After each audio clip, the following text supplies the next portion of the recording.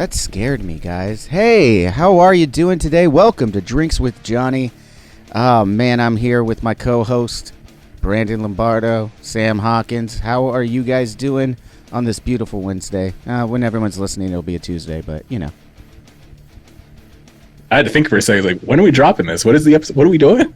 I thought this was a filthy Friday. So you're here. I know it's been a hell of a week for you, Brandon, but you're on the Drinks with Johnny podcast again. Okay.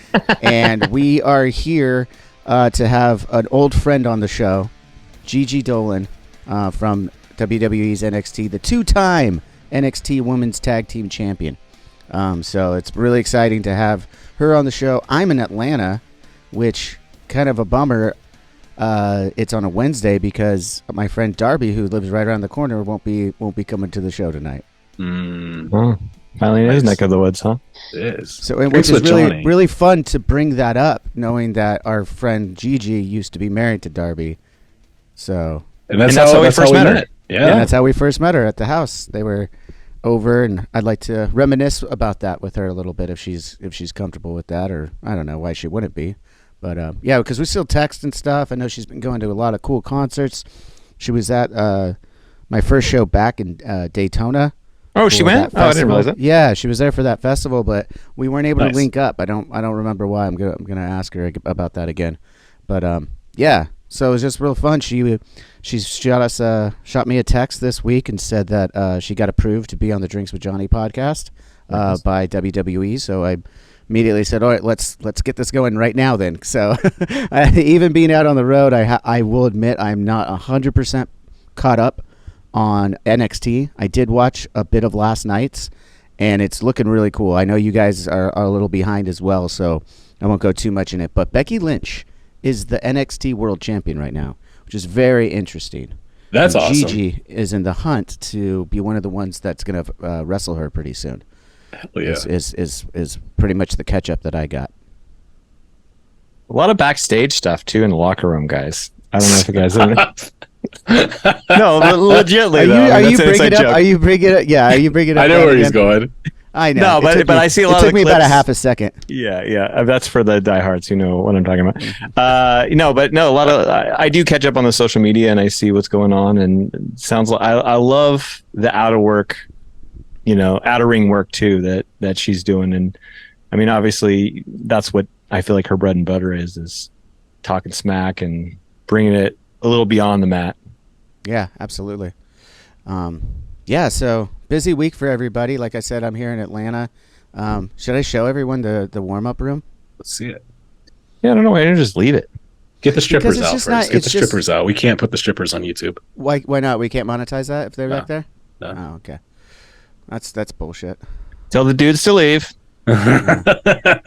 So no, that's why. Because it looks like this. That's why.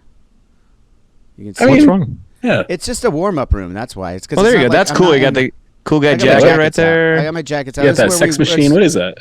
It's a weight bench. I know you've never seen one before, but it's a weight bench. Wow. Your poor roadies are like, oh, I'm going to carry this machine in that he's not going to even use to every fucking show. This is how bad you guys are at your insults, too. It's not a machine. It's literally a bench, Sam. I know you have definitely never used a weight bench before, but you can't talk smack when I know neither one of you work out even half the amount of times that I do. Bullshit. Johnny, I know it's a lot of work carrying that base around for an hour, but 10 pounds. 10 2 hours, 10 pounds. I want to see your guys' back after 20 years of doing that. Fuck off. Both of you sit behind a fucking computer all day. Get the fuck out of here. Fuck you. Sometimes I stand. I can stand at that desk over there. You stand up to play Simpsons when you have a break on your fucking arcade. I do. I'm not going to lie. I didn't realize you had that. That's awesome. I have it in the corner. Yeah. Hey, I showed where I'm at. You show where you're at. Yeah, let's see where you're at, Sam. All right, never mind. No. Gigi's here. Let's let her in. You fucks. Priscilla is so goth that her screen is black at all times. It's not Priscilla anymore. Oh, I'm sorry, dude. Gigi. Right. It's Gigi Dolin. Come on. Hey, how are you? Hi, I forgot that I had the little, I have like the little stupid webcam cover on there for no good reason. I don't really even believe in like that conspiracy, but like I have a webcam cover on, and I'm sitting here like, what's going on? Do you remember that back in the day? Yeah. Everyone would say that, like, oh, people are hacking in your computer watching you, and I'm like, good luck, have fun. Oh yeah. I don't think you want to see what I'm doing with my computer. Like, let's just be honest. That's probably you don't want to fair. see that webcam. Just telling you, it's not a pretty sight. Well, how are you doing, Gigi? Thanks for coming on the show. It's great to see you again. We've been trying to get you back on the show for a couple of years now, and so I'm so excited to have you here and back on the show, just to catch up and see and talk about all the amazing things that have gone on in your life since the last time you were here with us and hanging. I mean, you go from shoving tampons in your opponent's mouth to now you're splashing champagne on their faces. I mean, that's moving on up. Yeah. I want to like eventually come out there and like get to be on the show like in person and like make a wacky drink again. But oh well, eventually. This will have to do for now, which is good. But it is, I'm actually in Atlanta right now, just outside of Atlanta. It looks like I'm at my bar because of the Zoom thing that I got going, but I'm in the dressing room on tour right now. Where you're in Orlando now, right? Yeah. Mm-hmm. And I see that you frequent the Disneyworld. I just took my son there when we were out there. You came out to the festival in Daytona, but we weren't able to link up, and I don't remember why. Yeah, that festival was insane. Hold on, I'm going to make the screen big. But yeah, that festival was crazy. So I'm psycho, and I camped for 4 days because I don't know why. I really like to be immersed in the experience of festival. But the last time I did it, it was in November. So I was like, oh, this is good. This is fine. I'll do it again. It was in May when you guys played. So it was just like, it was fun. If you just stay drunk enough, you're good to go. But oh my God, it was just so hot and it was so crowded. And like by the end of the day, like by the time like the nighttime bands play, you're just done because you're waking up every morning at like 8 a.m. from the hot sun beaming in your tent. And you just wake up drenched in sweat and blinding, and you're just like, ugh, and you crawl out like you're coming out of like your tomb every morning. Oh, man. It's special. I've never done that. I will be honest. I've been to many festivals, as you know, and over the years, different sizes, been at different, levels of band and stuff. Never did the tenting out there though. Never have I done that. That's impressive. So that's definitely why I wouldn't have been able to see you. Do they have shower facilities in those campgrounds?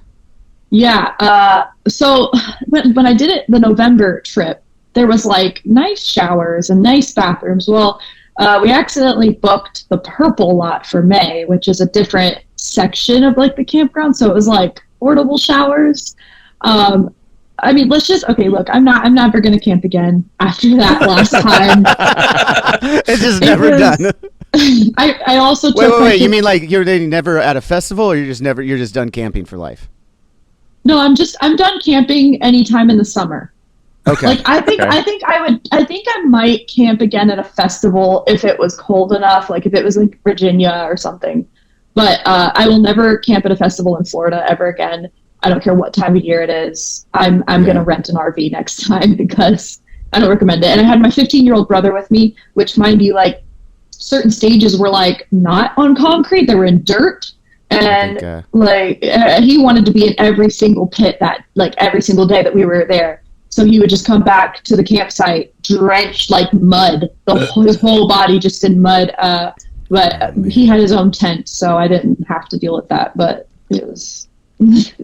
That's brutal. Yeah, it looked like you guys were having fun though. Just following you on Instagram, and checking out the pictures and stuff, and it looks like everything's going really well. I mean, so right off the bat, you go from Priscilla Kelly being on the show a couple years ago with our boy Darby Allin and your ex-husband, and you flash forward to now, you're at WWE NXT, new name.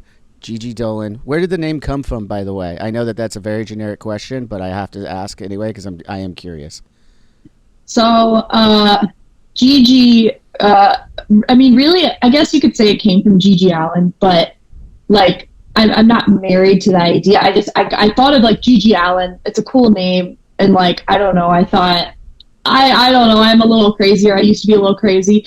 So I was like, that kind of is fitting. But then I just really liked the name Gigi because I just felt like it was really easy to remember. It was easy off the tongue, whatever. But Dolin comes from Dustin Dolin, the skateboarder. And my name was supposed to be spelled with 2 L's, like Dustin Dolin. But when WWE announced my name, they put 1 L. So I got stuck with the 1 L, but it's fine. It makes it a little bit more unique to me. So interesting. Kind of very, like, I guess, I don't know. I guess it's like my name comes from like 2 like completely different worlds of wrestling rather than wrestling. No. Is that your first choice, or did you throw some other ones that are like, no, that one's not good, or was that the first choice you had? I'm trying to remember like what other first names that I had come up with. I know that I wanted the name Gigi Eileen was one that I liked, but that one didn't pass because of Eileen Warnos. They were like, no, we're not doing that. That's serial killer. You can't do that. But what happened to the old days of the WWF? They would have let you do a serial killer name for sure. Didn't they have one that wasn't like Mick Foley's one of his original characters? Like when he very first started. Brandon, I'm asking you. I know Sam doesn't know this. Nails. Wasn't Nails Cactus Jack Manson? Manson, that's right. Yeah. Oh yeah. That was the good old days. I mean, we have Joe Gacy, which is in the same ballpark. But I don't know. I mean, I get it. Like they were like, we already have Joe Gacy coming in around the same time as me, and it was like if I came in with like another serial killer name, it was probably just going to be like overkill. Maybe, I don't know. But it's fine. But honestly, what's it been like? I mean, how long have you been at NXT now? Like, do you have the date? I mean, it's a couple years now, right? Yeah, I started February 2021, I think. Yeah, okay. So we're coming up on 3 years. Wow. And how's that experience been for you? I mean, honestly, it's part of the WWE universe who everyone knows about, and it's really cool to see you succeeding there. And honestly, you know, perfecting the craft, getting, you know, you're already great, but getting better seems to me every week, every month that I check in and see what you're doing, it just seems to be getting better and better. So, I mean, is it just you just surrounded yourself with other great wrestlers and great minds of it? I mean, what's the locker room vibe for you over there at WWE these days? So it definitely was a lot different coming from the independent scene where I make my own schedule. Mostly I'm Thursday through Sunday working, and then the rest of the week I'm off. So here it's a lot more of like a schedule. And at first, like, it definitely took some adjustment time. And I feel like I'm still adjusting to it because I've always been on the independent scene where I've just done my own thing. And now I'm on like a set schedule with training and everything. But I mean, the growth that I've had, I feel in like the last 3 years has been insane. Just from like getting to work with coaches like Terry Taylor and Fit Finley, like these guys that just understand the business in such a different way. And I don't know, they kind of open your eyes to like so much more than I knew before I came here. And I just think like, I don't know, you just got so many different great coaches that you get to work with, and you kind of just get to pick little pieces from each one. And they've all done so much in their careers, and they've helped create so many big stars that are today, and getting to work under them. I don't know, like it's just a really, really cool experience just getting to do that. And I think that's like the biggest thing I would take away from my time in NXT is like just getting to take the fruit from the trees of the coaches of NXT. I don't know. That was very poetic. I love the way you said that, Gigi. That was very poetic. That's going to be the headline right there from it. Getting to pick the fruit of the trees of the coaches. But no, like they all just have so much knowledge to pass on. It's like insane.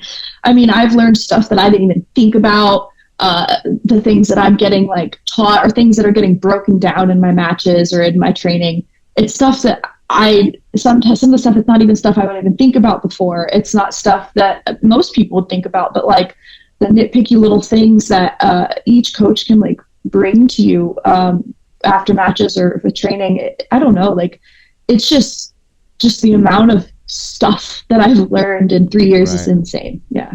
With the Do training, you have any examples? Sorry, Sam. Do you have any examples though of that? Like when you say stuff you hadn't thought of before. I mean, you've been around the industry for a while. It's stuff. I mean, you're already so many levels ahead of where my mind would go. Let alone where someone like yourself. So like, what are things that like maybe one or two examples that like you're talking about when you say it's something I hadn't even thought about before that you've learned in the last few years? It kind of differs. Some things are more like hands-on with wrestling, and some things are more like psychology and just learning the business and just learning how to handle yourself even in the business. And I mean, like Terry Taylor, he's like the psychology wizard, like the things that he's taught and the stories he's told. And I don't know, just his way of explaining things. Like you'll just be wrestling around and training and he'll stop you and he'll break things down and he'll explain things to you. And at first you might not understand, but then he'll break something down. He'll explain it to you, explain psychology wise why it makes sense to do this or makes sense to do that. And then you're just mind blown. You're just like, oh, well, I would have never even like thought of that, but that makes so much sense, or even like Sarah Amato, she's really great at being able to break things down. And if you're not getting something, just being able to explain it in a way that you understand and show you ways to do things that make more sense. And I don't know, it's just kind of like this melting pot of like coaches being able to bring things to light in your form or your training or even your character work. And they add little things that you would just never think of. Norman Smiley is another great one. Just being able to... love Norman Smiley. Oh, yeah. Never met him as a fan. I'm just mean as a fan. Norman Smiley is one of my favorite wrestlers. Oh, he's wonderful. Like the way that he can even like take a match that you have and add little things or tell you, maybe try this. And then you're just like, why have I never thought of that? Like, that's so cool, but really it's so simple. But it makes the match so much better. But it's little things like that these coaches are really, really incredible. And I think like the coaches of NXT, Robbie Brookside's another one. I don't know. I think they all deserve their flowers so much because they all bring so much to the table, I feel. You guys watch almost like football where you watch the games back. Do you watch your own matches back and when with the coaches and they give you feedback? Is that regular or occasional or ever? Yeah, no, definitely. So we watch every single match. We try to watch back with the coaches, and the coaches will try to help you understand what could be better, what did look great, what didn't, and they're very honest, but it's very constructive. And I think that's definitely very beneficial. Like on the independent scene, you watch your stuff back, but you don't always have somebody to sit there right with you physically and like break everything down. So you end up having to like send a really poorly shot match to either your trainer from back home or somebody you look up to, and you're just like, hey, do you mind giving me some feedback? But to be able to sit there, watch stuff real time and break things down, it can be scary sometimes, but it's beneficial. Awesome. Yeah. I got to imagine that would be a little nerve-wracking to watch yourself back. I mean, I don't even enjoy it doing it on this podcast, but like, it's like you have to do it though to see what's working and what's not. When we do it on the stage. When I'm doing performances, like I'll look back at those too, and it's never a good feeling when you realize you were doing something wrong the whole time and you have to fix it. You're like, oh, that doesn't look as cool as I thought it did. Like I gotta figure out a way so I don't look like I'm trying so hard up there. Like this is getting bad. But yeah, no, it is beneficial, I think, and I'm glad that Sam brought that up. That's a great question. I never thought to ask one of our guests from the industry about that. Like, yeah, watching it back, that's got to be. Do you ever have victories watching it back though? Because there are some good shows that I'll watch back and I'll be like, oh yeah, I'm a fucking badass. And then there's other ones I'm like, that was terrible, bud. So like, do you have ones that you felt like just knocked out of the park? And if so, can you pinpoint one of them? So watching the steel cage match back that I had with JC Jane a couple months ago, that one was really fun to watch back, only because I don't know. We've had such a long feud leading up to that match, so it was just a lot of like energy, and it also was my element being in a steel cage with weapons. So it was fun watching it back, me like whipping with leather straps, and there's chairs and there's bats and tables. So that one's really cool to watch back. Also because like I was a huge fan of people like Mick Foley growing up. So I don't know, getting to do like a hardcore steel cage match, I'm always just like channeling like my inner Mick Foley, or even Undertaker in some of his crazy ass matches that he's had. And I don't know, you watch his matches back and you're just like, oh yeah, like I wonder if anybody watches me like the way I used to watch like Mick Foley or something. I don't know. Oh, that's a really cool thought, and I'm sure there are. Like, yeah, absolutely, I guarantee you there are, and being being in the female division too, being able to show that side in the female division, that's really great for girl dads like Sam over here to have that for the youth there, and the Hell in the Cells with Undertaker. I remember when you were on the show before, we had talked about your influences and stuff, or who you looked up to, and I remember you mentioning the Undertaker. And that was right before we went to the park, and you did some whipping of your own with the belt, and that was the first time we met. Was that day at the skate park first?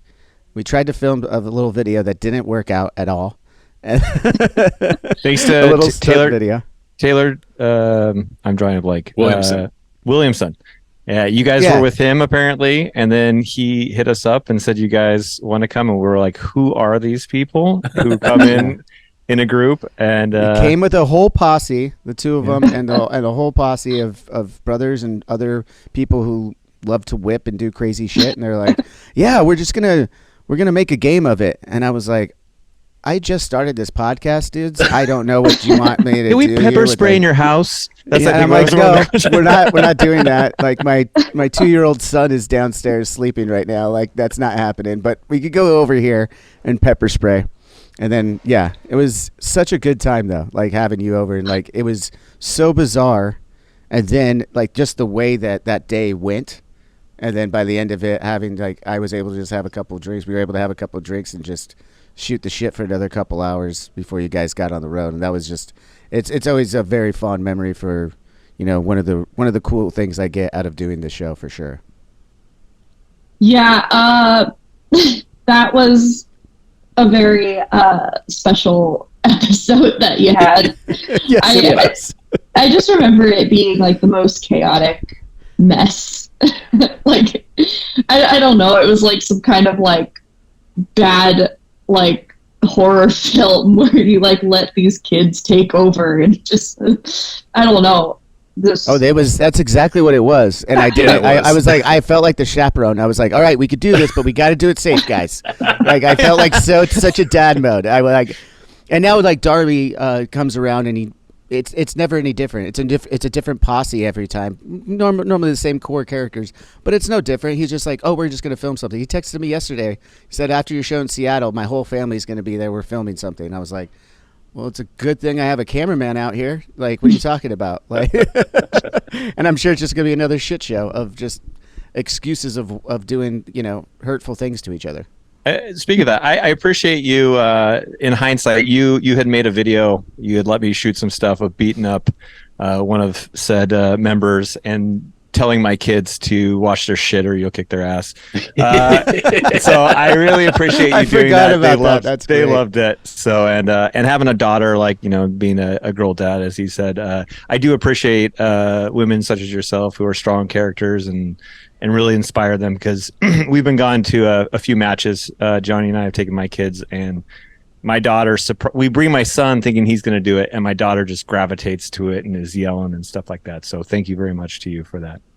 So yeah, hell yeah. Yeah, it's cool because like even when like I was a fan growing up, like as a teenager, there wasn't, I mean, the women were doing good stuff at that time, because that was when you had like Paige and AJ Lee, and the Bellas were like coming up at that time. The women were starting to do stuff, but yeah, getting to do like cage matches and lights out matches and ladder matches. I mean, I had a ladder match at Stand and Deliver this year, and I don't know, like it's just really cool because I never got to watch anything like that when I was a younger teen, or I guess preteen.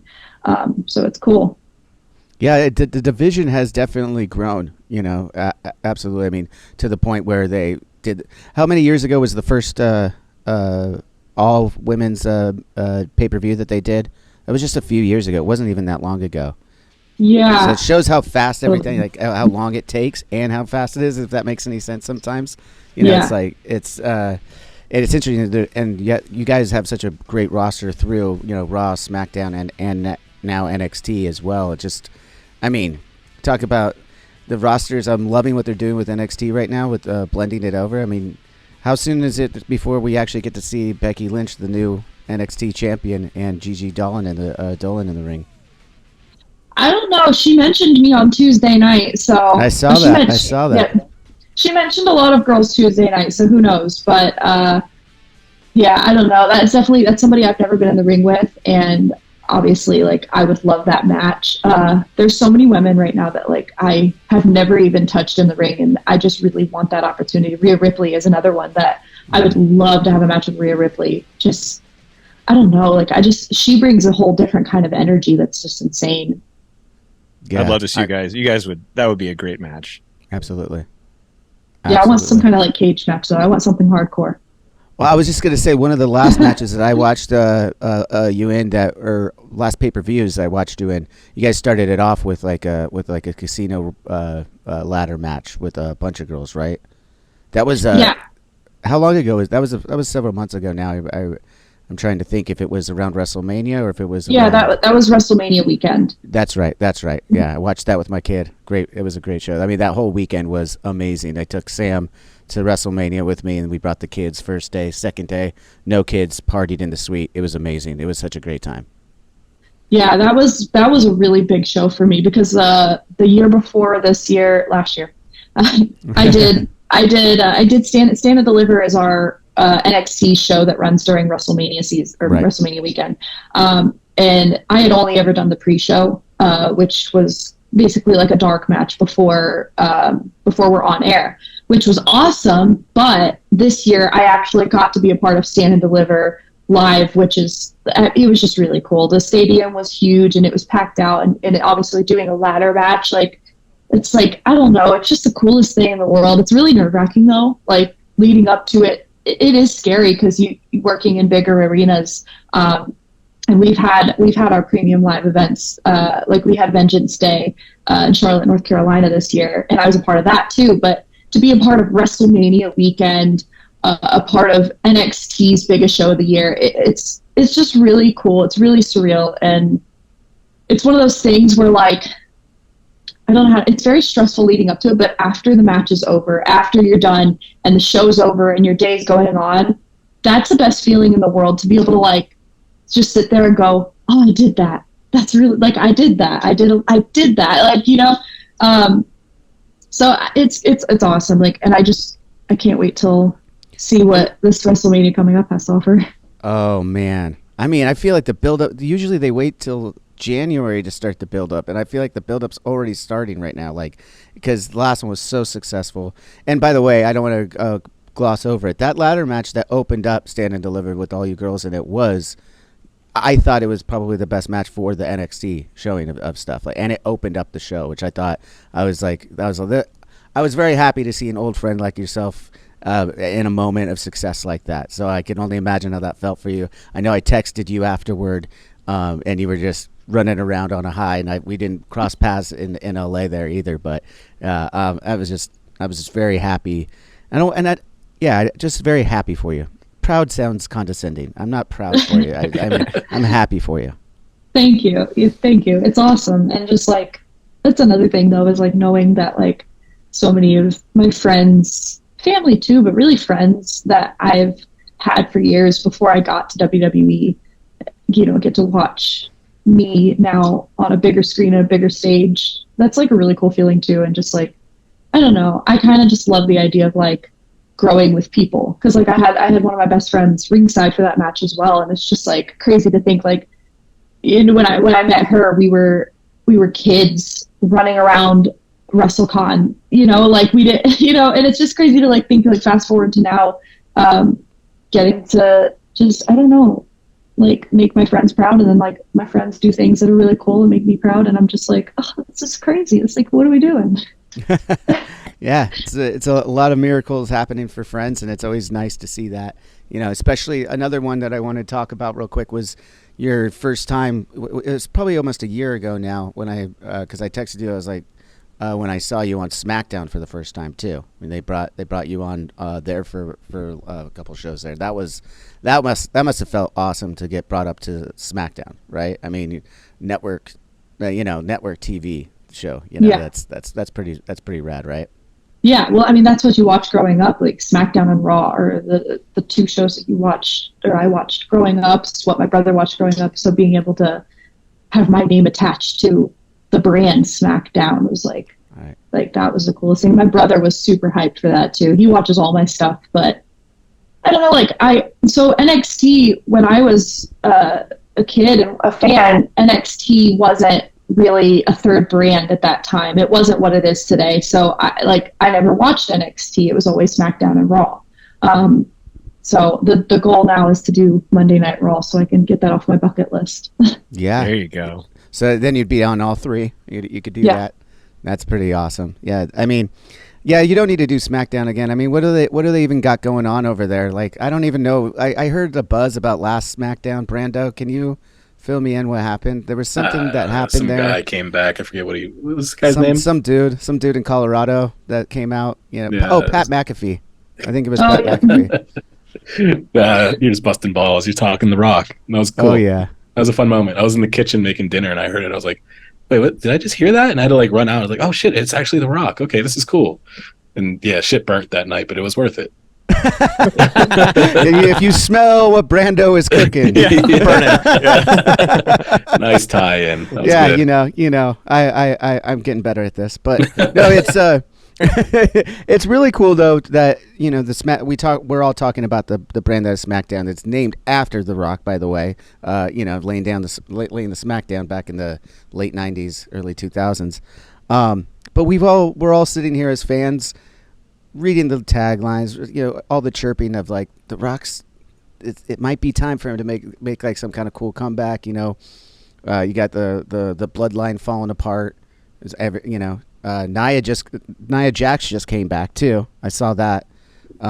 It just looks like the stars are really aligning for something big and special to happen at WrestleMania. I really thought they were gonna do something crazy at SoFi, just because it was Hollywood. And everyone knows The Rock's in Hollywood now, and the whole family's tied with that stuff. And Roman Reigns is probably going to move into Hollywood as well. So it just seemed like SoFi was going to be the place for it. So it's just, I kind of thought it wasn't going to happen. So I was really shocked by it. And I know that I got to imagine even you guys back in the locker rooms, or even the people on NXT watching SmackDown, didn't know that was happening, right? No, most of the people... most of the time we find out about stuff when it happens here. Right. Everything's a surprise to us most of the time, just as much as it is the fans. Sometimes we don't find out stuff until like it's on Twitter or it leaks. Yeah. Because people always ask me, they're like, oh, did you know this was going to happen? Or did you know? And like, we don't know stuff until it's on TV or it's on Twitter most of the time. Yeah. And that makes sense for all the stories that you hear as a wrestling fan of how the show even happens. You hear about revamping minutes before you're supposed to hit the ring. It's like the stories that you hear. So I imagined that was the case, but I was just curious. I mean, and since then, like, the company's firing on all cylinders, right? I mean, as a whole, it's very obvious, and everything is on the up and up. Do you guys feel that in the locker room when something big like that is going to, you guys are always have your audience, but that one's going to bring a bigger audience back for at least people will be talking about it in, the biggest news headlines and stuff for a minute. Do you guys feel that? I know you're aware of it, but do you feel that, like, does it change the way you feel about the moment in company? Like, is it, okay, this is time for all of us to shine now too. Let's from top to bottom, we're all on our A game. I mean, really, just recently, Becky Lynch coming down to NXT, that's a huge thing for our women's division right now. Right. Because Becky being main roster talent, but not only that, but I mean, the stuff Becky's done in her career, she's bringing a piece of that to our division now. It's going to make all the women in our division have to step up their game a little bit. It's going to help bring eyes to our division. That is a great thing for all of us women in NXT right now. Same with Dana Brooke coming down and working with a lot of the younger NXT talent. Like, this is what helps our women grow, and not only grow as performers, but just helps get eyes on us. And sometimes with it being NXT, it's helpful to have some of that main roster rub come down, and help shine up some of these younger kids. And I'm a younger kid, that includes me. But even like we had Seth Rollins come down to NXT. The list goes on. Baron Corbin's in NXT right now. Like they bring a little bit of something that helps elevate all of us. It helps elevate viewership. Like, that's a great example of getting that. I don't know, bringing things to the next level for us, I guess. Yeah. No, and you mentioned Becky Lynch. Obviously, we talked about that. I just shout out because I love seeing that. I love seeing, even as a fan, that's what's happening. You see that, like, they're bringing them down to give the rub, help the whole division out, and it's so cool. I feel like they got to just pick the right people too that are going to be more mentorish towards it, right? I mean, have you had any interaction with Becky since she's joined NXT or been the champion? So, I've met Becky. We've had just small talk, hello, goodbye. But actually, since she came to NXT, I haven't actually had any run-ins with her yet. You're waiting for the ring then. Waiting for the ring. Yeah. I haven't had a chance to really talk to her or anything so far, but it's always, there's always so much going on. And the first week that she was down here, I wasn't there at TV, so yeah, it's coming eventually. Totally. No, and I get that. It's just it was just curious because, again, I love, one of the things that I love about wrestling. It doesn't always happen. And the more I'm learning about from friends and just listening to friends like yourself and other friends that I have in the industry now, just seeing the give back from the wrestlers these days. Like, I feel like there was horror stories of how there was zero give back in the day, the 80s and 70s and stuff. But you see now they're like, the older generation wrestlers are actually helping the younger generation wrestlers. I mean, they're putting them over in matches more often. It's a whole thing, and I think it's a really cool thing to see, even just as a fan. But I could imagine as a performer how much more that must mean to you. Yeah, I mean, just getting to it, like, there's stuff that I've been able to pass on to the younger NXT talent, and then there's people above me that have passed on things to me. And every time you're in the ring with somebody that's been in this business longer or has done more, you get a little bit better. And really, that's how you do get better, is being in the ring with people that are more experienced than you. Because, I mean, you can work with people at your level and you will get better by doing that, but nothing elevates you more than a challenge. And every time you get in the ring with somebody that's more experienced, more advanced, knows more, it's always a little bit of a challenge to keep up with them or work at their pace, or just also getting to, like, talk to them and see how they view things or how they would do things.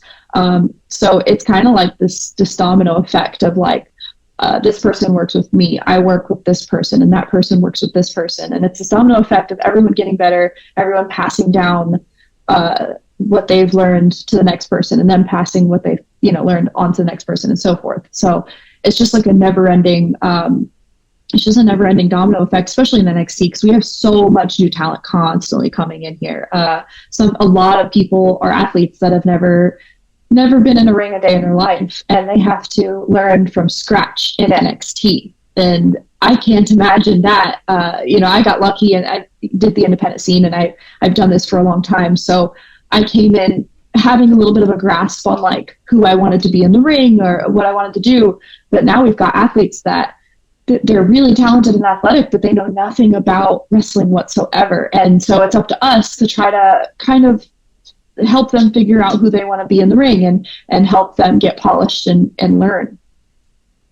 Yeah, it's the pay it forward mentality that I'm seeing from everybody, like that I just think is it's so cool, and the way you describe it there, it's like, yeah, it's like, I mean, even when they bring in like a celebrity like Logan Snoop Paul Dogg.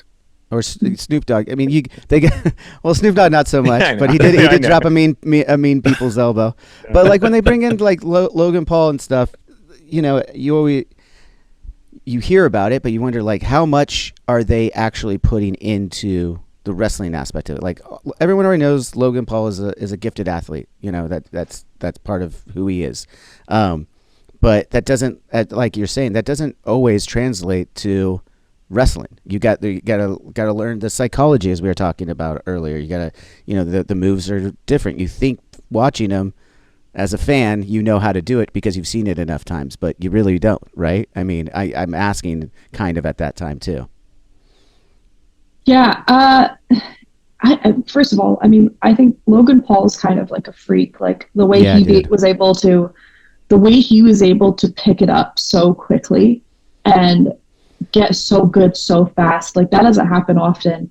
I can't think of any other time it happened, to be honest. I mean, there's been plenty of athletes that have come over, like, and man, it's wild. I think the closest would be like Kurt Angle. Yeah. Mm-hmm. Yeah, we've definitely had some athletes down at NXT that have picked it up super fast. She's injured right now, but Sol Ruka, I mean, she picked it up like instantly, and she's super. I'm not familiar with her. What was she in? She's kind of got like a surfer vibe. I don't even think she was on NXT TV a whole lot. She did a few level up episodes, and she was really just starting to get her footing. But she suffered an injury and she's out right now. But I think she's coming back soon. But she is another one that she just picked it up so fast and just crazy athletic. We have a few amateur wrestlers that come with an amateur background that just picked it up super quick. And I don't know, it's not always the case. Like you would always, you look at those people and you just think, well, maybe all of the athletes will be like that because they're super athletic, but it doesn't always happen like that. Sometimes they're super athletic, but they don't quite get what wrestling is. But it's crazy though when it happens, because you're just sitting there just like, oh my God, you've been doing this for a year and you can do things that took me 5 years to figure out. So it's just crazy to watch everybody's Does it piss you off a little bit? Let's be honest. To be honest, like I don't know. I've never really been the type to like get mad about it. I'm just like amazed. Like I really like, it's really amazing, and it's really admirable because you can see that like these people put in the work. You can see that these people, they go and they watch wrestling footage. They go and they study it, and that's how they get good so quick, is because they put in the work and they have a passion for the business. And that's always, to me, that's always respectable, is when they can have a passion for the business, put in the work, study film, and know who came before them. Like that's the biggest thing to me with the athletes, is when they can put in the work and show that they care, because not everybody does, and that's okay. Like there's people that come from athletic backgrounds that don't like wrestling, and they come to NXT or wherever and they start training, and maybe they still don't like wrestling. But I feel like it shows, though. You can always tell somebody that genuinely loves the business, and then there's people that just kind of do it for the money, But and it's cool. I get that too. That's cool. But it is always cool to see people develop, because who's just doing it for the money, Gigi? Who's just doing it for the money? Just kidding. No, but I love that. I love that you're talking about that we're getting into the training and stuff. Because honestly, from the first time we met to now, a lot has changed in your wrestling ability, in your training in general. I mean, I don't mean to be crude here, but your body type has changed since the first time we ever met. And that comes from the training. I remember when you were posting years ago your workouts and stuff, and like it was like you were putting on muscle, and obviously training a lot harder.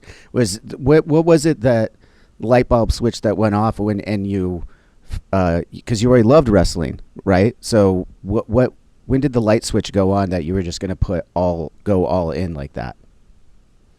I mean, it's It's tricky to say because when I started wrestling, like I never in a million years would have thought I would be here. And I always joke and I say I've kind of just been winging it since day one. Because I never, like, it's sad to say, but like I never truly believed that I would ever do the things I've done. I never would have thought that I would have gotten to go to Japan or just gotten to see the places that I've seen, worked with the people I've worked with, and now being in WWE. Like, these are things I never thought were possible for myself. And I don't know, like every day is kind of just like that, oh my gosh, I'm like doing it, you know? But I definitely think back when I went to Japan, and right after that, I did the 2018 Mae Young Classic, which was a all women's tournament that WWE had. And that was like, I think that was like the biggest moment in my career where I kind of felt like, okay, I'm actually doing stuff. Like I'm actually getting to, I'm getting a serious career out of this. And I definitely think that was like a big moment for me. I was only 19, 20 years old. I was super young. But I think that was definitely a moment that like clicked for me to be like, oh my God, like I can really do this if I want to do this. But even at that point, I still didn't quite believe that I would ever make it to WWE. And fast forward to COVID happening, the independent scene was dead. There was nothing. I did like 6 months off because there was no shows. And then as soon as we started to creep out of 2020, I got the opportunity to come have a WWE tryout. And here I am. But like the training here it is very intense. But I'm in the gym, and I'm not just lifting for aesthetics. Like on the independent scene, you kind of just go to the gym. You kind of just do whatever you know for aesthetics to keep yourself looking like an athlete. But I mean, here we're doing mobility, we're doing strength, we're doing power. The workouts they're formed around what we need, not just aesthetically, but to perform in the ring and for our bodies to feel good and be agile and last for years, which is something that I didn't start incorporating into my routine until I got here, was the mobility and agility training to be able to make my body last. There was, I mean, probably for the first 6 years of my career, I probably didn't even stretch before I went out to have a match, which is crazy. Yeah, but now it's every day. It's foam rolling and stretching and agility, mobility. The medical room here is incredible too. Like just having ice baths on hand and having a medical staff that can help work on you anytime you're feeling stiff or you need help, something's not feeling good. So it's just, I don't know. I feel like I'm just taking my body. I'm taking care of my body a lot more. The next day's got to feel a lot better than before, huh? Yeah, which I don't know. It's crazy though, because I mean, my time on the independents, I was super, super young, so I feel like I bounced back from things. yeah, that's not fair. That's not fair to compare those two. I know. I like hearing that that the facilities are such as you described, because I mean, for years it was all aesthetic. You know, I mean, that was the 80s and 90s. They were just doing stuff that they weren't supposed to be, which I don't know why they weren't supposed to. It's part of entertainment. But anyways, they were getting all jacked up and for aesthetics, and then just go out there and then do it all over and drink and take all the pills and everything. It's just good to hear that the company is actively being a part of taking care of the body for the longevity of you guys. You're looking at it now. Wrestlers used to, when they got to 40, it was like, oh, you're done, Mm-hmm. And now you're looking at legends coming back like The Rock and stuff, well into his 50s, and I'm sure if and when he gets in the ring for an actual spot, I'm sure he's going to look incredible. You know what I mean? Because he's one of the guys that proves he takes care of his body. I mean, I've heard that there's other things going on there, but who the fuck cares? The guy obviously cares about his body and takes care of it, right? Well, it's good for the kids too to know from a training perspective, if this is something you want to do. It's not about bulking up. It's about being able to strengthen the right muscles to do the tricks you need to do and to recuperate, so you do have a career. You're not getting hurt right off the bat and then you're out of it, right? So that's cool to hear. I kind of circle. Oh, go ahead. Sorry. No, you're fine. I just think I think the recovery is like 10 times more important than the training, in my opinion. Mm-hmm. Yeah. Circling back to Japan just for a minute, I'm always curious. I don't think we've ever asked this. What's the fan base like when you go perform in Japan versus Americas? I know we're a little cruder. We bark. Are they kinder? Are they just as loud? Do they throw it at you guys just the same? Or what's the crowd like? So Japanese crowds are very quiet, and they kind of just sit back and really take everything in. Everything you're doing, they watch and they break it down and they take it in. And then you'll do something cool, and then you get like a nice respectful applause, and then it goes quiet again, which is kind of intimidating. Like your first time in Japan, it's like, oh, am I not doing a good job? Do they not like me? Because the crowd will just be dead silent. So it's really weird. But after a while, I actually learned to appreciate it more, because I felt like they were appreciating my work more, because instead of just trying to scream something crazy in the crowd to get a reaction from me or from other people in the crowd, they're just there to take it in and watch and appreciate what you're doing. So I always really loved that about Japan. And they're always super supportive. Like I always did so well with merch over there. They're all very respectful. It's a very different vibe than here in America, for sure. I'm glad you mentioned that, because I've experienced the same thing. That is how even the music crowds are. Really? That's good to hear that they're like that with wrestling too, because then it's just even more of a culture thing. I'm like, first time I went in front of it, yeah, it was fucking awkward as shit. I was like, what is going on here? But yeah, you get used to it, and I'm glad you brought up the appreciation of it. I mean, just Japan being out in the streets. Which city was this in, by the way, that we're talking about here? So I did some shows in Tokyo. I also worked in Osaka, and I worked one other place too. I was, so some of these like farther away towns, I was exhausted, so I don't remember every town that I'd worked in. Yeah. But there's multiple cities, and you've been out. You went out on the streets, rode the bullet train, did the whole thing, and I'm sure, because Japan's awesome for that. By the way, I don't know about for you, but I love that. But when you're like walking around the streets, you still see that cultural respect first kind of thing. I always thought that was really cool. Like everyone there, I don't know about you guys, Brandon or Sam, if you've been there, but everyone, it's always respect first, and then you lose respect as you become more of a piece of shit. But it's respect first.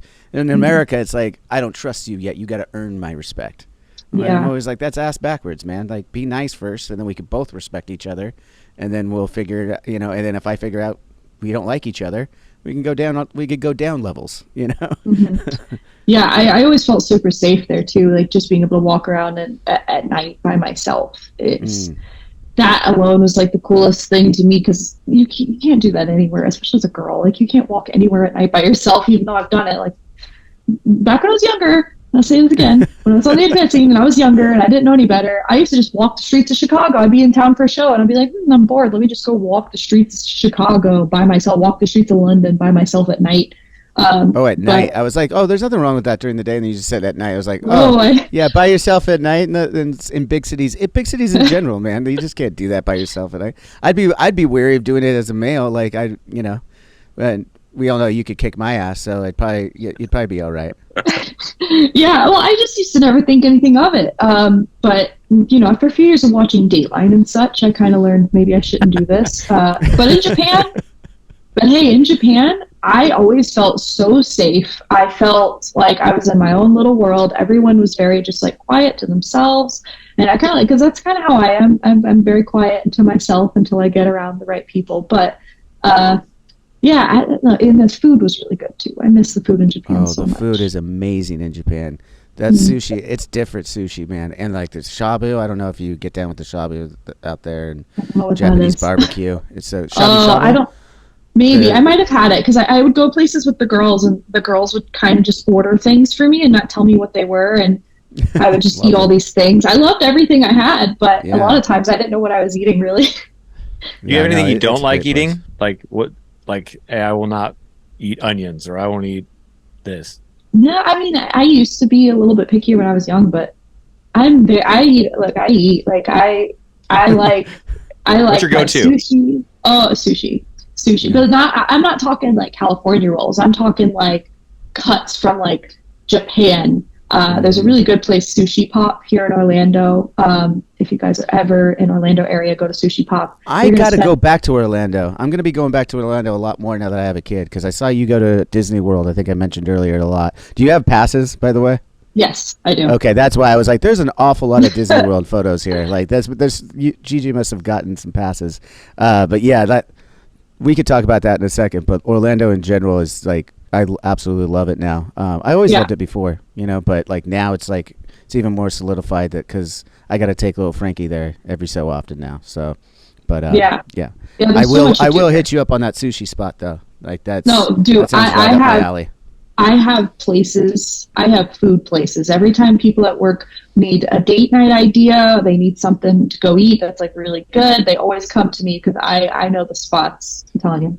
Man, I wish I would have known that before when I was just there in May. Well, you were busy in the tent, getting sweaty, Not for the right reasons. I like what you did there. That was good. Another cool thing that I saw that you did that goes on in Florida is the Spookula. Can you tell me about what that is? Yeah, I guess it's like a horror convention of some kind that you've been to a couple times. Yeah, it's basically just a giant horror con, and there's like there's horror merch and shirts and handcrafted things, and I've been to like a bunch of wrestling conventions over the years, but I've never done a horror con, so I didn't really know what to expect when I first did it. But I was really blown away at how cool everything was. I was there for 2 days, and I still felt like I didn't get to really take everything in. This the one that's coming up October 6th and 7th is going to be in Tampa. Okay. And just also like there's a lot of like actors from like big time horror movies that come to these. Like I got to meet the lady that plays the nun at the last one. The little girl that played Megan was there. Seth Green was there, so that like there's huge names there too, which is really cool, and it's really fun to get to meet like some of these like older directors of like these classic horror films as well, like these people that created masterpieces are just casually sitting beside you, so it's pretty cool. But yeah, I go through Give Kids the World. NXT does a lot of like charity signings and stuff, so I do it for charity, but it's a freaking blast even for me.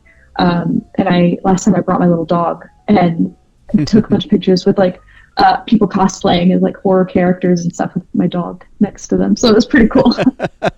No, that is cool. I love that.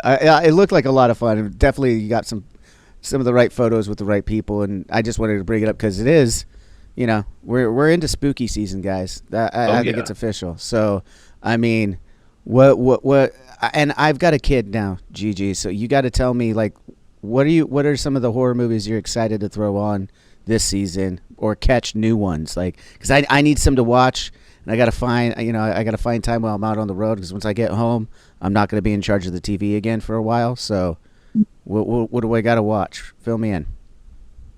Oh, that's so hard. I feel like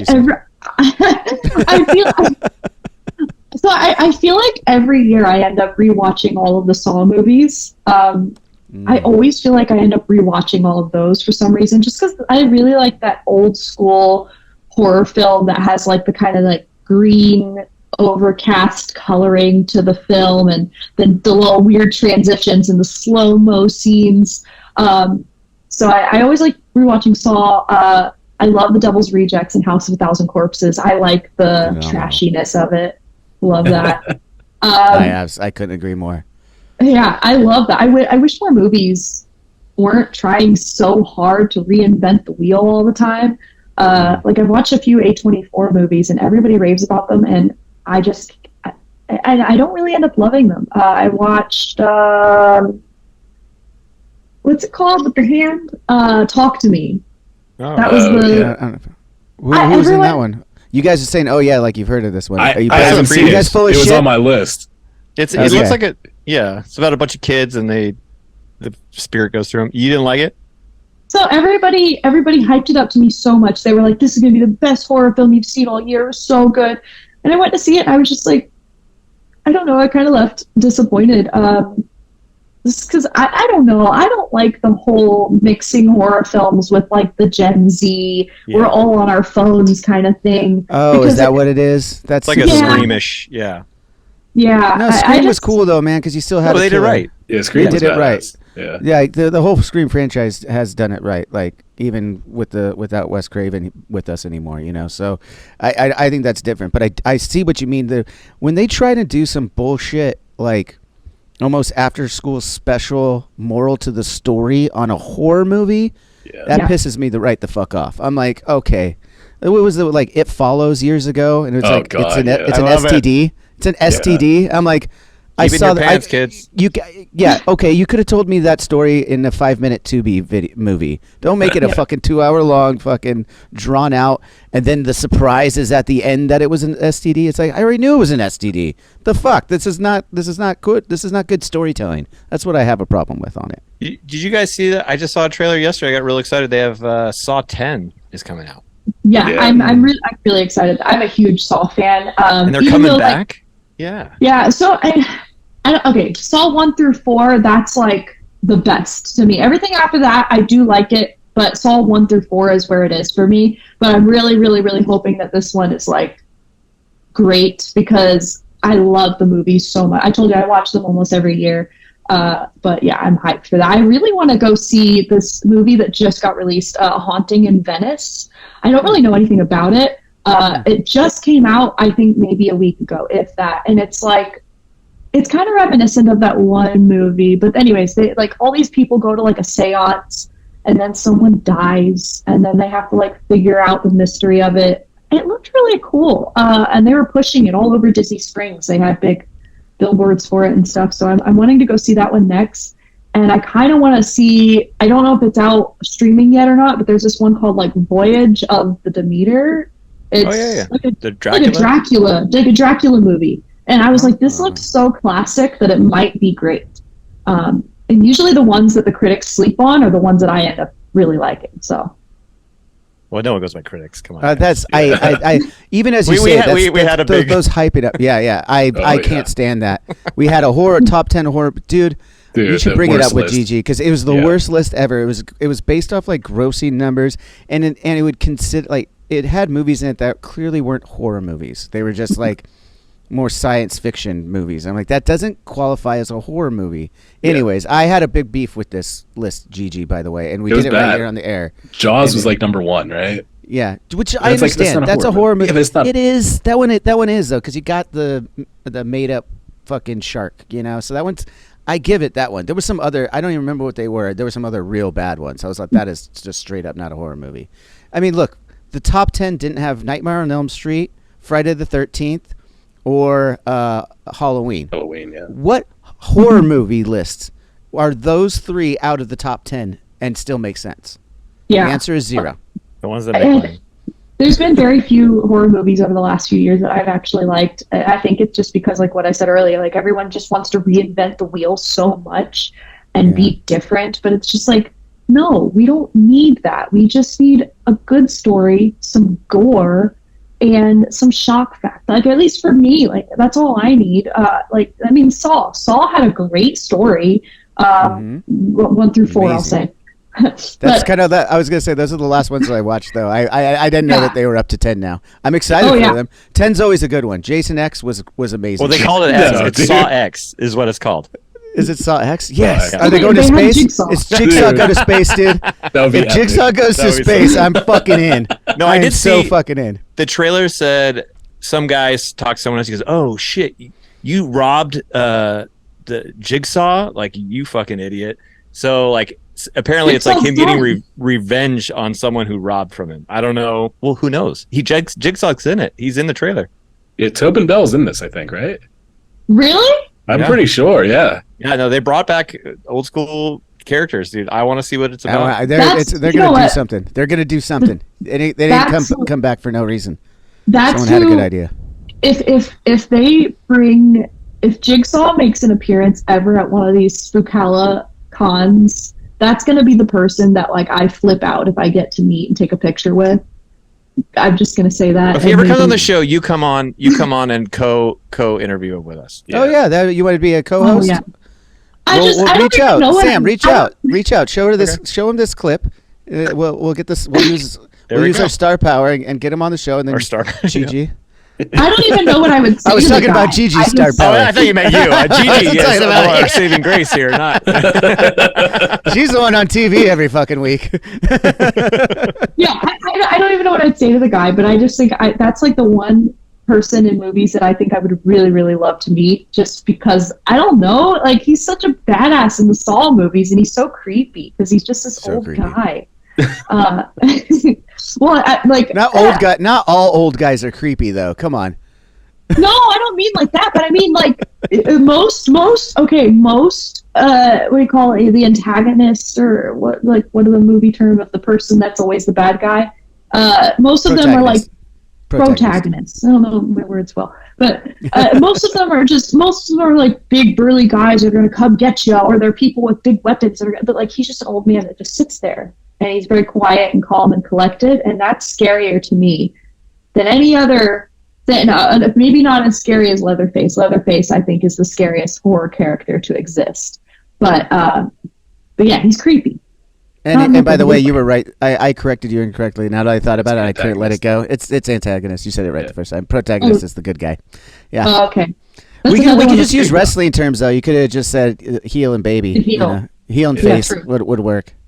There's a lot of heels in Saw, though. There was that one detective that I think dies in one of the last ones. The one that's like a real bastard. I don't know. Is there anyone that's good in Saw now? I think even the people who are there are all bad. They're all there for a reason. It's like Well, Chris Rock was good in the last one. I just watched the first one. Chris Rock was in the last one? Yeah, oh, that's right. It was all his baby. It was his story and everything.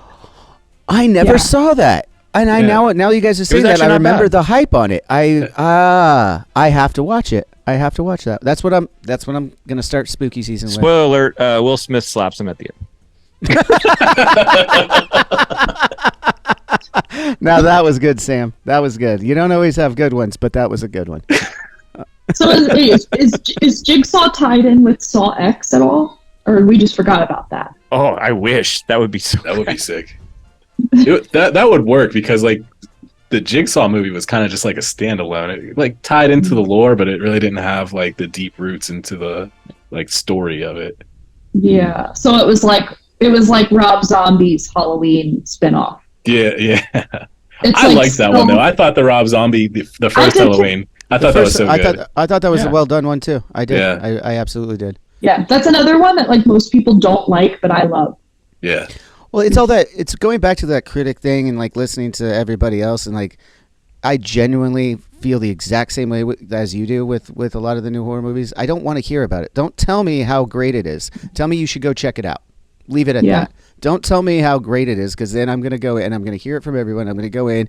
I'm going to be disappointed, because it's going to be, I always know it's one of those ones that has an underlining meaning to it or something like that, and that's why everyone loves it. It's that's not what I come to horror for, man. You're obviously a passerby in the horror world. You're not you're not in it if that's what you think horror needs, you know? Yeah, I definitely judge people based on what they recommend to me.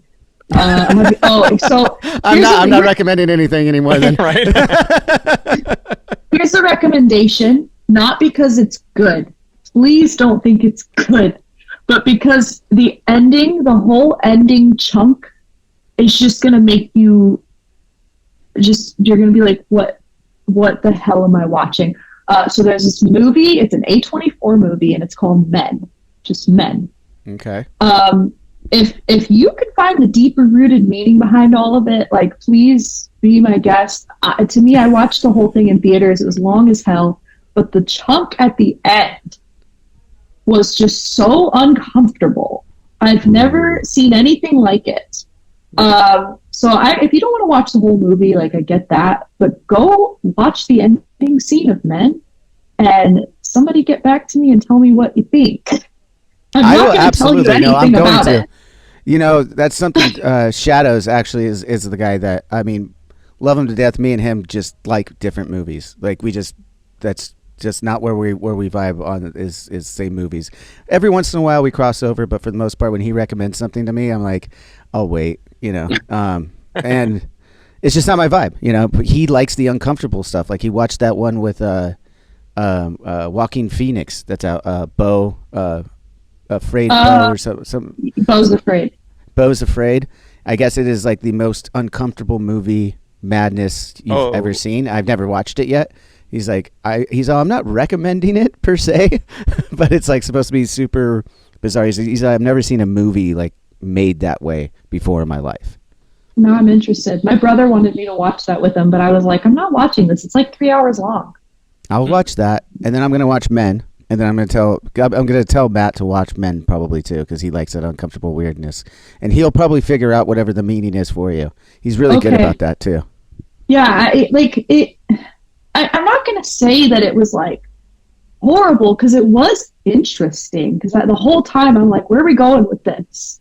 And then right when I thought maybe I had it figured out, the ending scene happened, and I was sitting there in the theater like, what am I watching? Like, this is like, it's not for kids. Don't watch it around your kids. I don't even know. I'm not even going to say anything. Just please watch it. And please, no, I'm going to. I'm going to watch this. I might even watch it tonight. We'll see how the night goes. I got a day out. We'll see. All right. You need to start having reaction videos of some of these things. I'll recommend things, and you can just have reaction videos to them. That actually sounds awesome. Yeah, we could do. We could just make this a reoccurring thing on the show. Every time you come on, and then I'll go do a reaction video for it. Okay. Or you could hop on with me. We'll do it. We'll do it behind the paywall. We'll make everyone pay for that one. Isn't it frustrating though that even in horror movies that we have a paywall? Yeah, it is frustrating. No. That we I feel like horror movies, the cool thing about them was they stick to the thing, they get you what you need, but all movies now are over 2 hours. I have started seeing some come back to 90 minutes, which I like. Like, just let's get in and out, let's get the story, let's stick to it. I feel like everything now is like 2 to 3 hours, and it's like, do you need that much time to tell a story? I don't know what your guys' thoughts are. That's like a huge turnoff for me. As soon as I see how long a movie is and it's over 2 hours, I can't, like, it's every single movie now. It's like 2.5, pushing 3 hours long. I don't want to sit in a theater or against my TV screen unless I'm sick for that long. Even if I'm sick, like, my attention span is not that, like, I can't sit there that long. And what did I go to see? I went to see the most recent Guardians of the Galaxy. And that was the first time, I think, ever I have fell asleep in the theater. I'm not saying the movie was boring, but it was just so long. It happens more and more as you get older, Gigi. Yeah. Whether you like it or not. Maybe that's it. Maybe I'm just getting old. You're not. No, you're far from getting old. I'm just saying. It just it was a joke, obviously.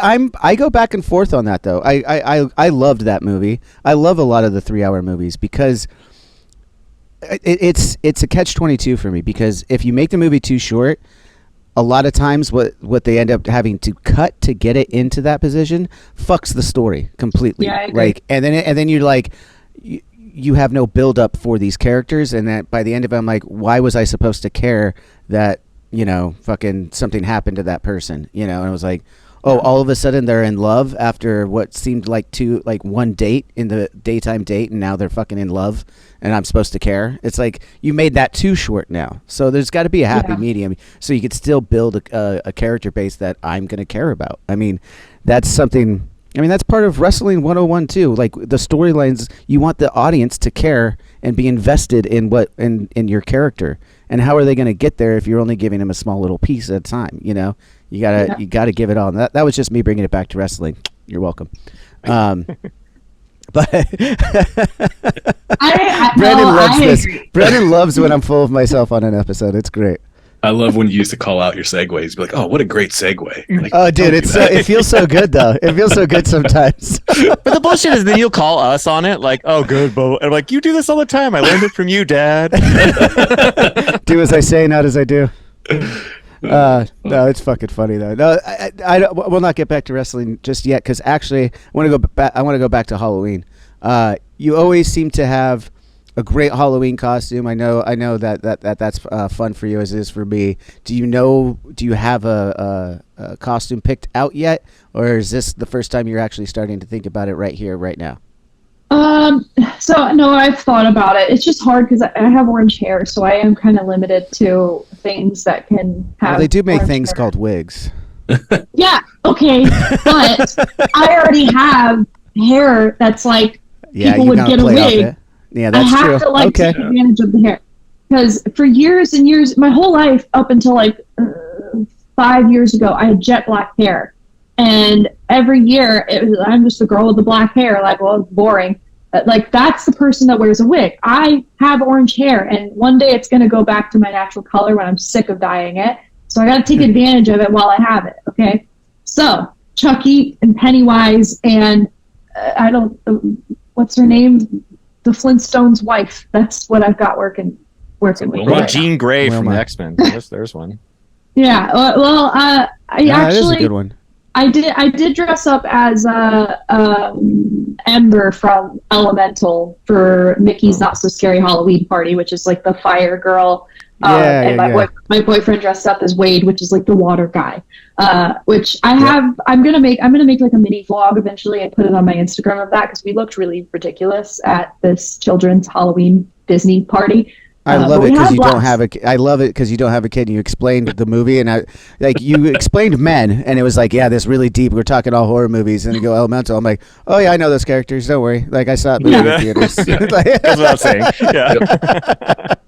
Well, I'm a Disney adult. I'll admit that. But it's because I grew up going to Disney, and Disney for me represents like a time in my life where my parents were together. The family was like a whole.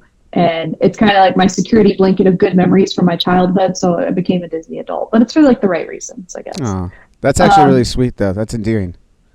I was a Disney adult before I had a kid too. You know, now I'm just reasons. a dad. Whoa! It's not true. Mine's just not as wholesome. I enjoyed going to Disneyland and taking shrooms and acid when I was a kid. So this was something that's where I enjoy. And now I get to take my kid on those very rides. I enjoy alcohol because my parents were divorced. Thank you very much. I like that we're all making light of it. There's like, we can only make light of it now because all of us know like the actual pain of all that shit. So laugh to prevent crime. Yep. Yeah. I do have an idea though. I mean, so I'm supposed to the Halloween weekend. I'm going on the Disney Halloween on the High Seas cruise for the whole weekend. So Halloween weekend, I'm going to be on the cruise, so it's going to be like Disney stuff. But if I'm a part of NXT on Halloween, or even if I don't know, maybe if I had hosted Halloween Havoc or something, maybe.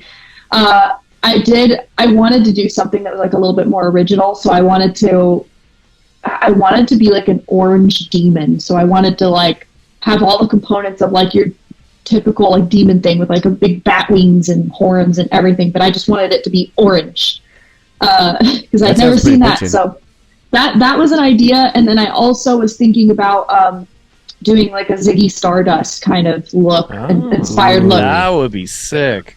Yeah, so I was thinking maybe like blue sequins with like some red, and then like the little lightning bolt back when he had like the orange hair. That was an idea. I really, really, really though wish I had the resources to pull off the the Elton John movie or the Rocket Man movie, and he's got like the orange like devil outfit with these huge like orange and red wings and this. I know the outfit. I didn't see the movie yet, but I know the outfit.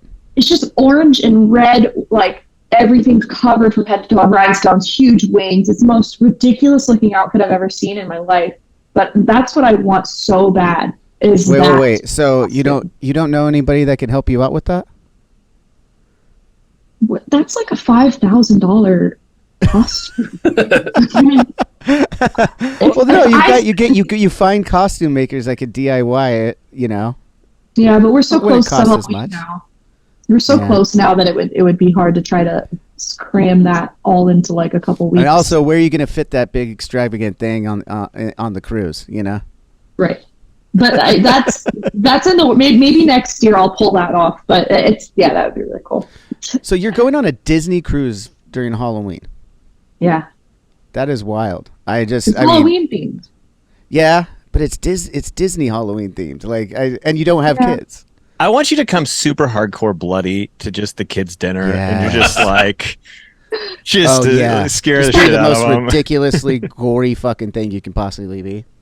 Well, I'm with my schedule. It's hard to most of the time, I don't even have my Halloween weekend in general with my schedule here.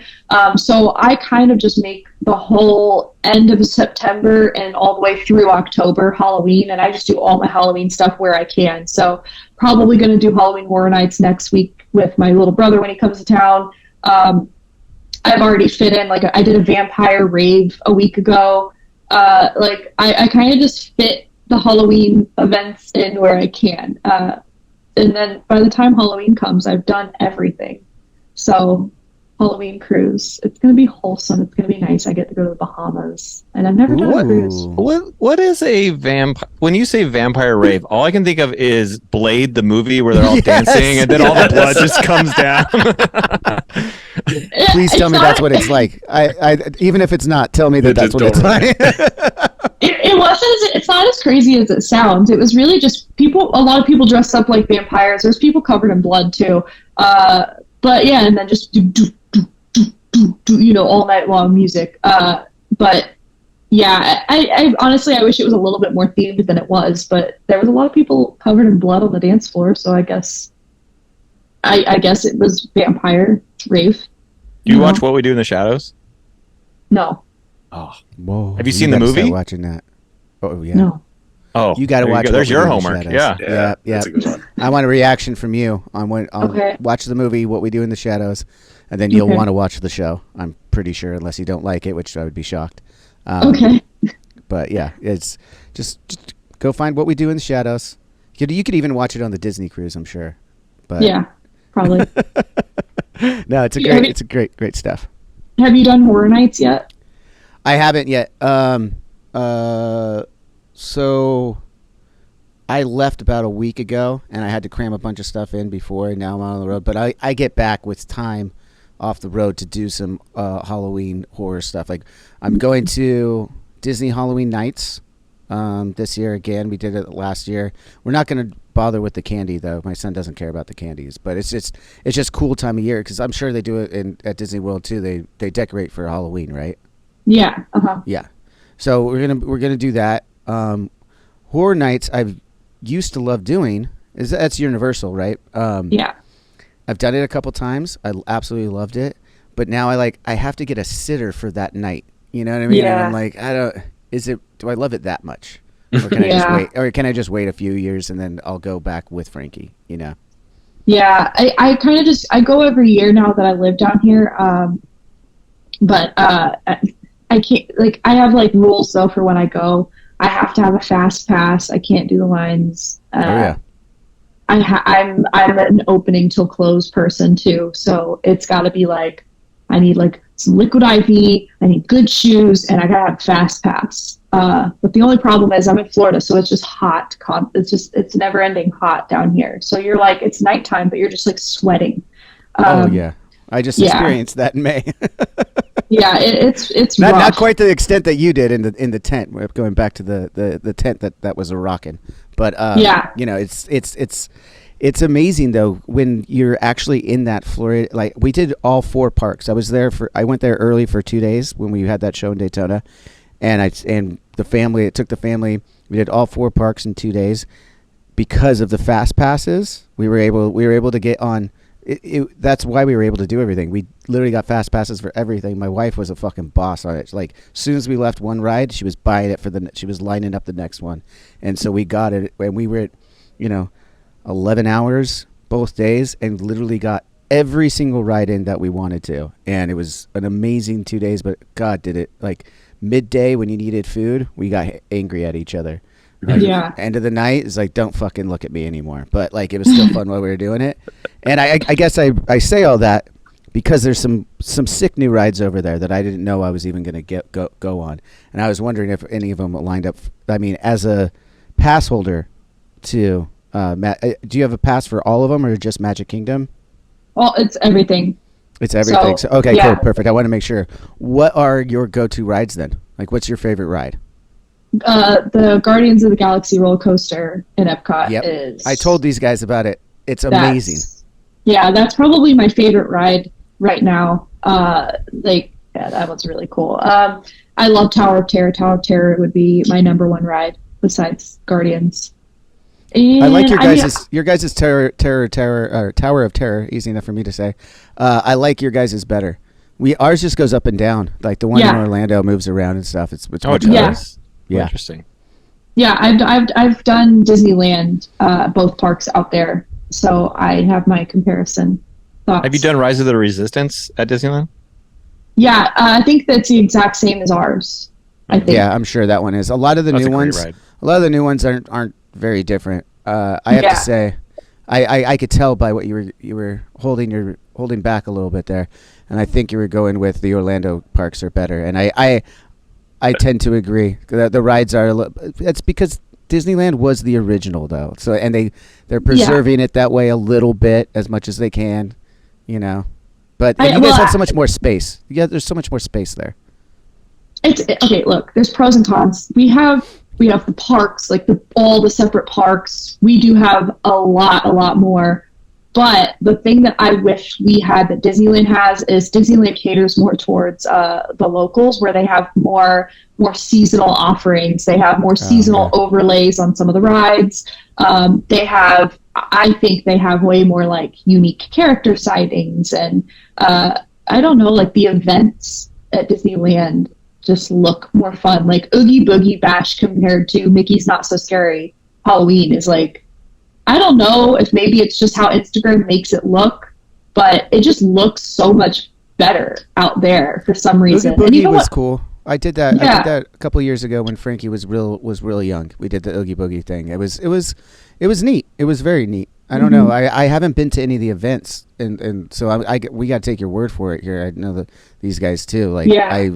I haven't been to any of those events in Orlando. Like I said, we went from ride to ride for fucking 2 days straight. That's all we did. Yeah. Yeah. Plus, you guys get like the overlay for Haunted Mansion with the Nightmare Before Christmas. They don't do that in No. We don't get nothing. Right, yep. Just won it. California won. California just won, in my opinion.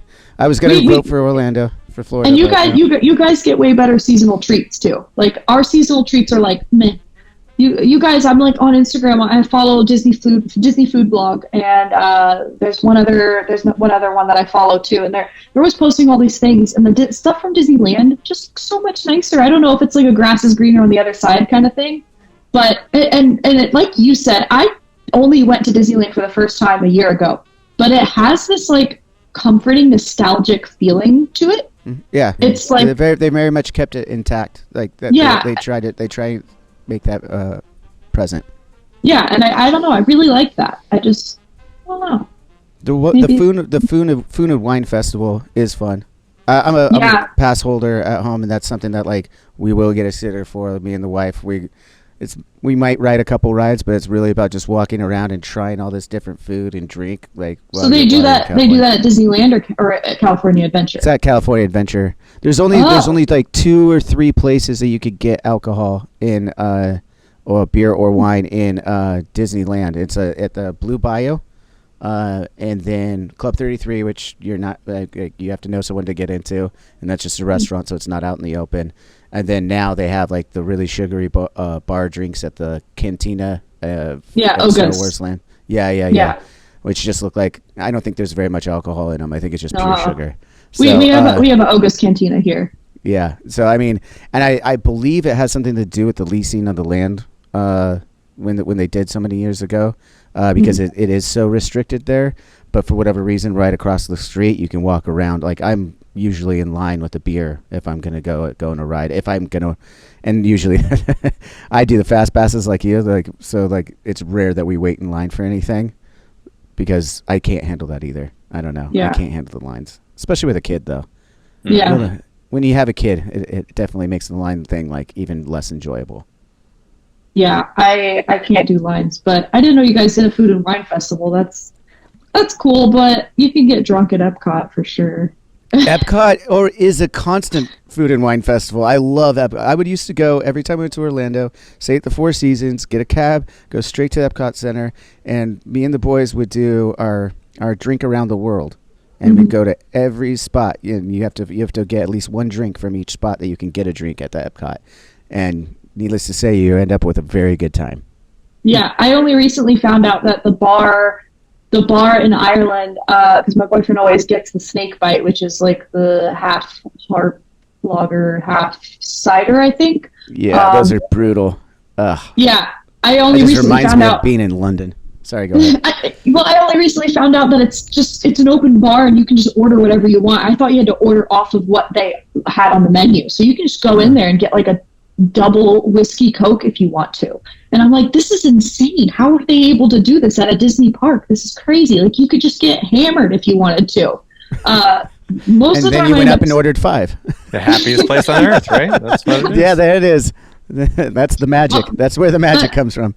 But I think, you know what it is? It's tactic, because it's so hot in Florida that you end up just sweating out the alcohol before you can get a buzz. That's what happens to me. Like, I'll drink like a drink from every little different spot, but I'm sweating so bad that I never truly get a solid buzz because I'm just sweating it all out immediately. So I think there's a science to it.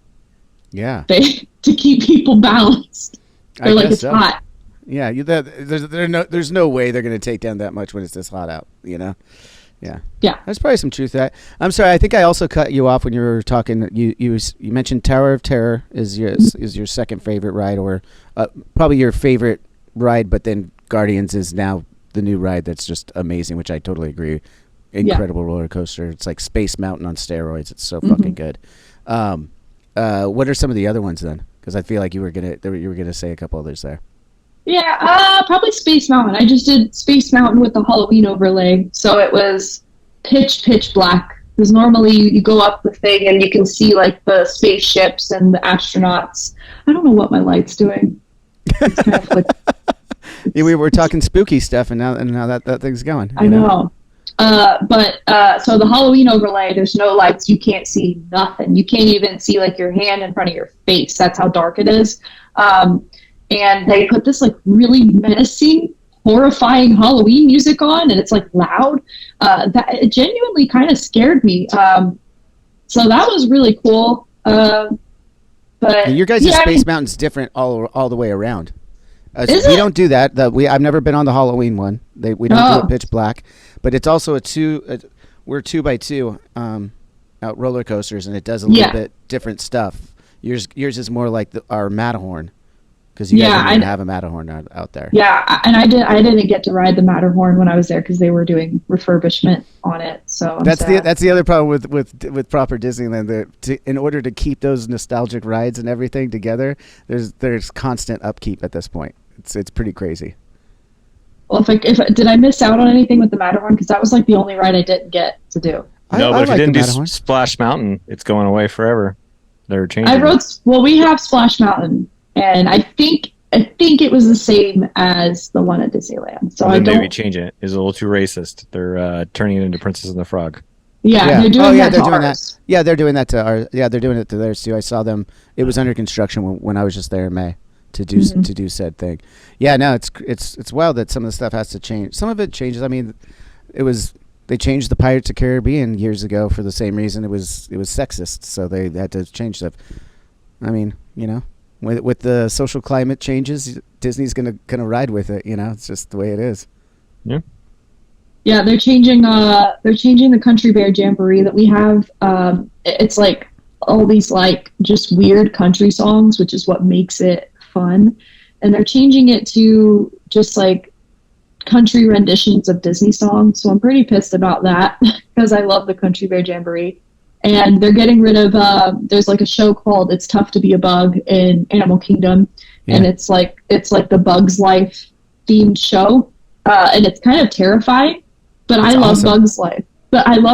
So it like the giant grasshopper from Bug's Life, there's a giant animatronic of it that comes out, and then like spiders drop from the ceiling, and they have like stingers that go in your back and the seat, and there's bugs you can feel walking under your butt. Like you can actually feel little things. in the bench. Like, it's the coolest thing, and they're changing it to Zootopia. And I started to watch Zootopia the other day because I was like, I need to get caught up because a lot of things are changing to Zootopia themed. And I got like maybe 40 minutes into it, and I just was like, well, I guess. But I think Zootopia is fine, but I will say I hope that they still use that technology for the Bugs Life story, because we went in there. We don't usually do the shows, to be honest, when we're just trying to get through all the rides like that. But we're like, oh, let's try this one out. It's like, it's right here. There's no wait. We walked in, sat down, and yeah, everything you just mentioned. It was a trip. I was like, it's one of those times where you're like, how are they doing this? Like, I know that this is Disney magic, but like, how are they literally making it feel like there's bugs crawling across my legs right now? And then like you said, the stinger in the back, that one got me. I was like, what the fuck was that? And it's a wooden bench of seats. It's just a wooden bench. It's crazy. I don't know how they do it. I'm gonna hit this light switch because I don't know why this light is freaking out, but I'm gonna just turn this light switch off real quick because it's driving me nuts. 2 seconds. Yeah, that's what we were worried about too. We're all real angry over here. Just well, I was having like an epileptic attack. Yeah, you don't want that. Are you still skating? It's honestly hard to like go skate at like parks and like skate ramps and stuff, because it's like if I slip, if I fall and I bust my knee or I roll my ankle, I'm gonna be out from TV. And I don't think WWE would love if I got hurt skateboarding. Mm-hmm. So, I mean, the most I'll do is like maybe cruise a little bit, but yeah, I don't really skate like ramps or anything like that anymore, just because I'm so scared to like, I'm just really scared to like roll my ankle or do something so stupid. And then I have to go to explain, I have to explain to Shawn Michaels, like, hey, I'm out for 6 months because I broke my leg trying to skate. No, I'm sure HBK would be totally cool with that, man. Like, I just feel like he'd be like, that's cool. I was just in the bowl a couple weeks ago too, you know? Yeah, probably. Yeah. That doesn't strike me as a skater, but I don't know. I've been surprised before. No, that's gotta be cool. You go to Shawn Michaels. Like, I'm just gonna go tell him. That's what I got from the story, is that you get to just walk up and talk to Shawn Michaels. And I'm like, that's fucking cool. Shawn was one of my. I don't even think Shawn knows this, but Shawn was one of my favorite wrestlers growing up, alongside The Undertaker, which I have a story about The Undertaker in a second if you want to hear it. Absolutely. But he was one of my favorite wrestlers coming up when I was a kid. So the fact that he's basically like my boss now is really cool. And I do just come up to him and like kind of shoot the shit a little bit, or just like, hey, what'd you think of my match? Or, he's the first one I see when I go out, and he's the last person I see when I come back through the curtain, or he's the first person I see when I come through the curtain, whatever. You get what I'm saying? Yeah. But yeah, I don't know. He's like so cool, and he's just so easy to talk to. And sometimes like I forget that I'm talking to Shawn Michaels, and then it'll click, and I'll be like mid conversation. I'll just be like, I'm talking to the Heartbreak Kid. What am I doing? And then I start overthinking everything I say. The showstopper. Yeah. Oh yeah. I was the biggest fucking Shawn Michaels fan. Absolutely. Oh yeah. Yeah. He like I said, he was one of my top like favorite. It was probably him and Undertaker were my favorite wrestlers. So the Hell in the Cell was a dream come true for you, as it was for me. Yeah. Yeah. They did the Hell in the Cell together. Yeah. Honestly, like, just I take a lot of inspiration from Shawn for like a lot of my like, I don't know, like kind of like my wrestling looks, like my hat and my glasses and my jackets and stuff. Like, I see it. I'm glad that you mentioned that, because I do see that now. Now that you say it, I'm like, that was like sexy boy Shawn Michaels, not DX Shawn Michaels. That was. Yeah. Oh yeah. Awesome. I loved when Shawn would have his little glasses, a little earring, I take inspiration from a lot of different things, but yeah, I definitely I'll pop on my little glasses, and sometimes I'll look at Shawn before I go out. I'm just like, wonder if this reminds him of himself. Probably not. He probably just thinks I'm an idiot looking at him weird. Okay, go do your job. Why is Gigi staring at me like that? Get in the fucking ring. Like what? You guys also kind of pulled for. That was one thing that I did like. I know that you guys are no longer together. It's sad for me, because I enjoyed watching the Toxic Attraction have the Toxic Lounge there. Yeah, that was reminiscent of like some of the early HBK stuff when he had the. Didn't he have like the Heartbreak Man? Or, he had a little show there too for a minute. Yeah, not the one when he kicked Marty Jannetty in the face and knocked him into the mirror. But he had his own show, and now I'm drawing a blank on what it was, but kind of reminds me a little bit of that toxic. Yeah, that Toxic Lounge thing though was cool. It was such a rad throwback in a way, but you guys had a really, you're the baddie girls over there, sipping on champagne and talking shit. I thought it was great. Yeah, no, I love doing this. Like all of the stuff we did as a group with Toxic Attraction was really cool. We had a lot of fun getting to do, like we did the off-site thing for Halloween Havoc where we went to the haunted house and Mandy had the match with Alba Fire in the haunted house. We were there till like 3 a.m. shooting that. But it was like the best thing ever, just getting to like have wrestling in a haunted house like that. Obviously, like that's my so cool. you get why I would like that. Yeah, right. All the listeners do right now for sure. They're like, oh yeah, yeah. But that probably was the most fun I've had since working here, was getting to do that. Even though we were there super late and it was really cold that night randomly for Florida, but all the stuff we did with Toxic though was awesome. Like just getting to, I went to SmackDown as Toxic Attraction with my tag team partner, and getting to have like you said, the Toxic Lounge like that. It's pretty cool, and it makes you feel, I don't know, you feel really cool. You're like sitting up there just watching matches from your little like couch. Yeah, cool. That's it must be fun too. I'm glad that you said it was fun to do, because it seems those I'm always happy for my friends when I see them like getting to do something fun with their profession too, like, and you can see the enjoyment factor out of it, and honestly, I couldn't be happier for you. We got to put a bow on this. I want the Undertaker story though to finalize this, but before we get to that, I just want to thank you for being on. We could talk forever. I have to go warm up. I got a show tonight, so that's why I'm gonna, but obviously so much more we could have talked about and got into. I hope you are able to come back and we do this in person again, like you said, next time you're in California or next time out in Florida.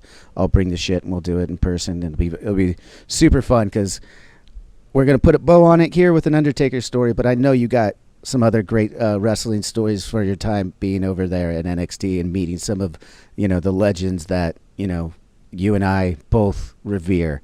And I'm sure it's just going to be a trip for you to see that every day. And we could get deeper into that next time. But let us go here with a little bit of an Undertaker story from two-time tag team women's champion, NXT champion rather, Gigi Dolin. Thanks for being on the show. Finish us up with some Undertaker. So Undertaker's mine and my brother's favorite wrestler of all time. We love him to death. Even my dad's favorite wrestler. First time I get to meet the Undertaker, I was at where were we at? I think we were at a Special Olympics event, and we were up in like a little suite area just by ourselves. And I went up to meet this man, and I just started bawling my eyes out, and I couldn't get words out, and I'm talking like this, and I'm just like trying to explain to him that he's my favorite wrestler, and I'm just sobbing. Yeah, that was my first impression for The Undertaker. And then the next day, he saw me at the Performance Center and tried to come up and create small talk with me, and then I continued to say something just like dumb and awkward. And I'm pretty sure The Undertaker thinks I'm a big idiot now. So, wait. Story. So, has there been any other times that you ran into him since then, though? Since day two? I don't think so. I think that was the last time I saw him. I'm pretty sure as I was crying, introducing myself to him, I'm pretty sure Sean was in the corner laughing because Sean knew that I was a huge fan of Undertaker, and I'm pretty sure he was laughing at me while I was sobbing and embarrassing myself meeting the Undertaker. That is so good. And then the next day he tries to make small talk and you can't even pull it back together. You're going to have to keep me posted. I want this to be every time you interact with the Taker. It's just every time you just can't, no matter how many times it is, like every time you see him. To be fair, Johnny would have the same reaction if he met him too. Like, no, I wouldn't sob. I might. That was the only time that ever happened. It's the only time that ever happened to me. No, that's not true. You were sobbing when you met me in February. Oh, she was crying because she had pepper spray in her eye. I think that's what it was. Yeah. All I remember was the crying, and I was involved, so I assumed it had to have been out of starstruckenness. No, it was, in all seriousness, so good to have you here. So good to see the trajectory of your career and see you doing so well and being happy and hanging out with your brother and your boyfriend and everything, living in Florida, having a great life. It's so cool. And thanks so much for the time. Like I said, I know we could keep going, and we will another time for sure. I'd love to have you back anytime. So, yeah, thanks again. Yeah, thanks for finally getting to do this with me again. Yeah, no, I know. It's been that approval system was something we were trying to get through, and then it was like, okay, we got it. As soon as we got it, I was like, let's go this week then. Yeah. So, well, listen, next time I'm in California and it lines up right, I want to come out there and I don't know, we're gonna do a hot wing challenge. Hot wing challenge, or drink challenge. We'll do bad drink challenge. Ooh. Ew. Yeah, that one could be bad. That could be bad though. We'll think of something. We'll talk. I'll text you later. We'll talk and we'll figure that out. Thanks everyone for checking out this episode with Gigi Dolin. Everyone go check out more NXT and the women's division, just crushing it over there. So I'm gonna be excited to see what's happening for the weeks to come. Survivor Series is around the corner, and damn it, I love that fucking pay-per-view. So I feel like we're getting some build up for it right now. So everyone go check it all out, and thanks for stopping by. As always, till next time. Cheers.